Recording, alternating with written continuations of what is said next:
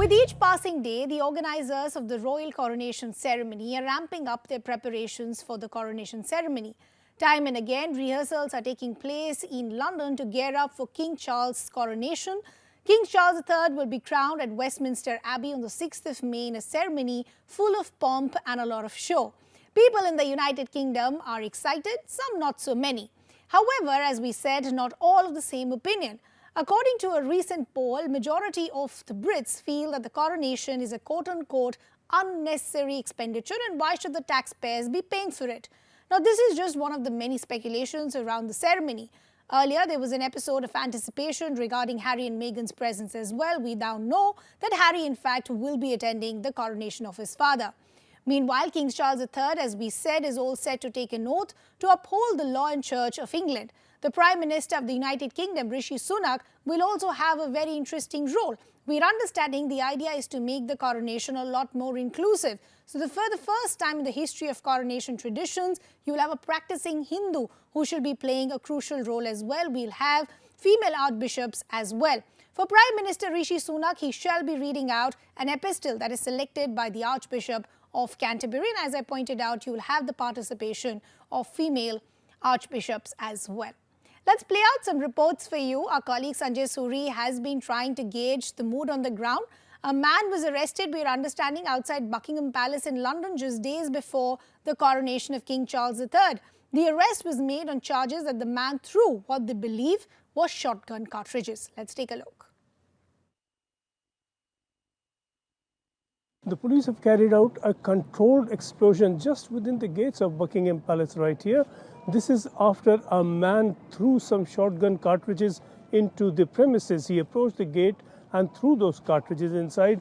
Quite unusually and quite oddly, he did not fire those shots. Apparently, he had no means to. He was, of course, overpowered immediately and arrested. But as a precaution, the police sealed off the area where those objects had been thrown into the premises and carried out a controlled explosion. The man has been arrested and is being interrogated.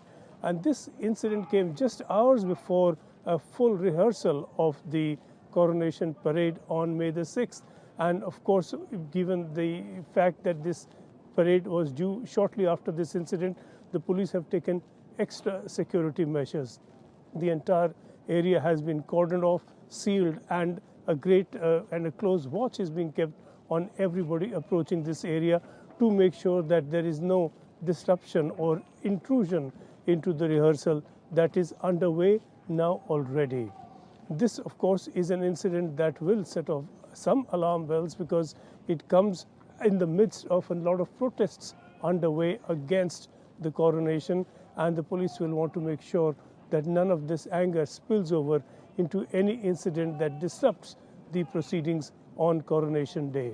The man did not seem to have got as far as earlier intruders. In fact, he didn't get past the gate. On one occasion, a man had gotten into the premises and right into the palace, in fact, into the bedroom of the late Queen. He woke her up and he sat on her bed and had a conversation with her. That's the furthest anyone seems to have got. We had a Sikh who entered these premises right here behind, and he was trying to express his anger over Jallianwala Bagh and try and confront the royalty and whatever royalty he could find. All he ran into was a policeman who then escorted him out. We had a man who dressed up as Batman and gotten into the palace premises and posed for people who were looking out for royalty within and found him instead. But of course, given the timing now and the fact that it's just days to go before the coronation, the police are not taking chances with any further intrusions or any attempt to get into the palace. And let's also now play out some other reports of how excited are people in the United Kingdom. Royal superfans are super excited for King Charles III for coronation. While a fan from the United States to London makes once-in-a-lifetime coronation pilgrimage, others fail to contain their happiness ahead of this grand event. Let's take a look. But no, I'm sorry. I've had somebody here once, a man here who didn't like the royal family. I felt like saying, if you don't like it, don't come here then, you know. I mean, don't come and moan. But yeah, well, people do and people don't. You can't make them, can you? I mean, I loved them, I adore them. But then I haven't got any brothers or sisters.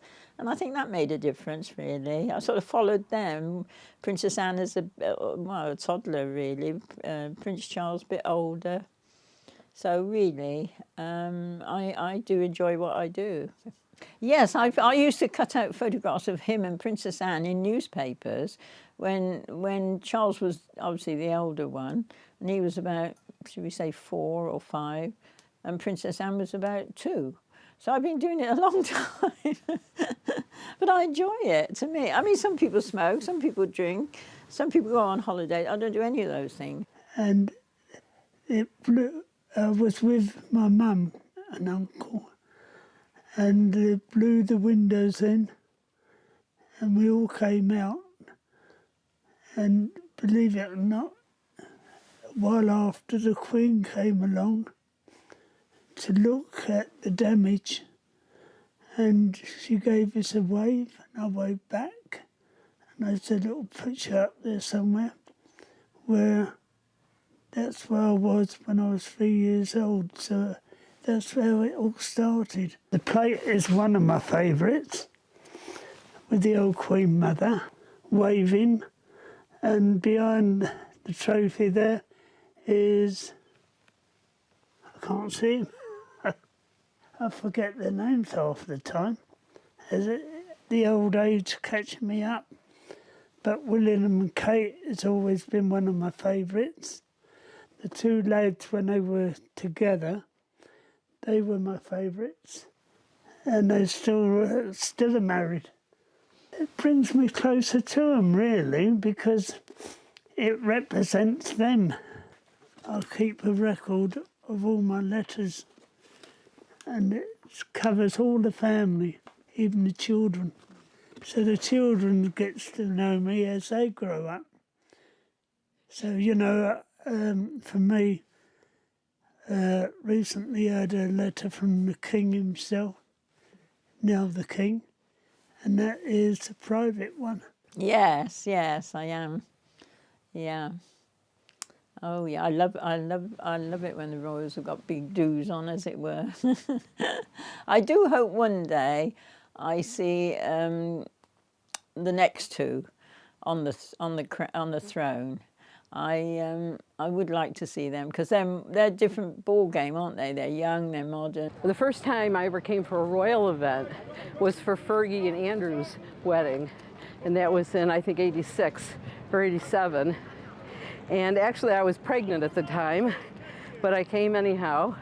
And then after that, I came for Will and Kate's wedding, and Harry and Meghan's, and the Queen's couple of her jubilees, some of her birthdays, and it's just, nobody does it like the British, the pomp and the circumstance. And like I said, we don't have anything like this in the States. I'm just happy to be here and be part of history.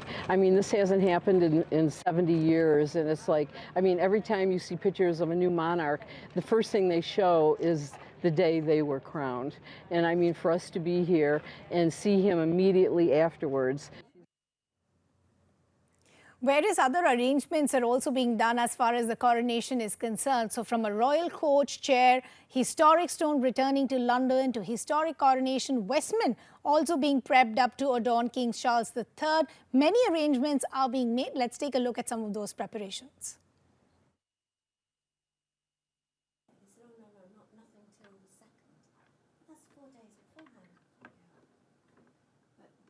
He's wearing his grandfather's, and how wonderful. You know, we've got this wonderful, sustainable, eco-friendly king who's reusing something rather than having a new glove. And obviously there's so much work that goes into the glove.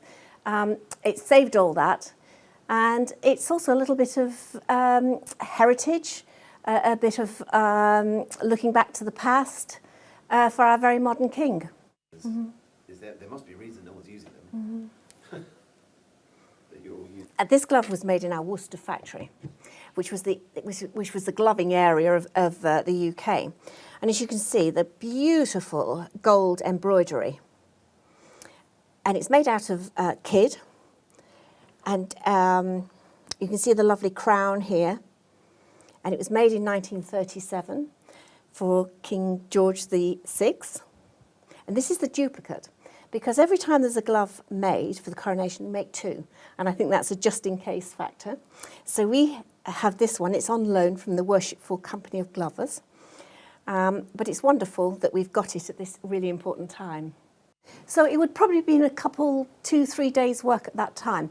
But the big thing would have been choosing the skins and also keeping it all secret. You know, it would have been a specialist team working on it. And I know one of the royal gloves, the manager of the factory actually slept in the factory for a week with the royal glove.